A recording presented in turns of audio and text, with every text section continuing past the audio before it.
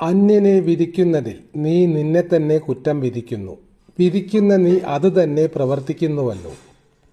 എന്നാൽ ആ വക പ്രവർത്തിക്കുന്നവരുടെ നേരെ ദൈവത്തിൻ്റെ വിധി സത്യാനുസരണമായിരിക്കുന്നു എന്ന് അറിയുന്നു.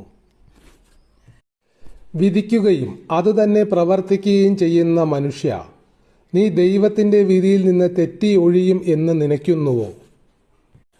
നിന്റെ കാഠിന്യത്താലും അനുതാപമില്ലാത്ത ഹൃദയത്താലും നീ ദൈവത്തിൻ്റെ നീതിയുള്ള വിധി വെളിപ്പെടുത്തുന്ന കോപ ദിവസത്തേക്ക് നിനക്ക് തന്നെ കോപം ചരതിച്ചു വയ്ക്കുന്നു.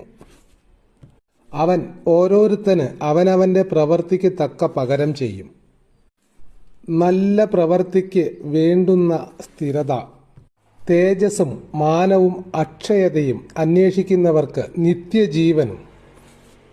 പിതാവേ നന്ദി. പിതാവേ, അന്യനെ വിധിക്കുന്നതിൽ നീ നിന്നെ തന്നെ കുറ്റം വിധിക്കുന്നു. വിധിക്കുന്ന നീ അത് തന്നെ പ്രവർത്തിക്കുന്നുവല്ലോ.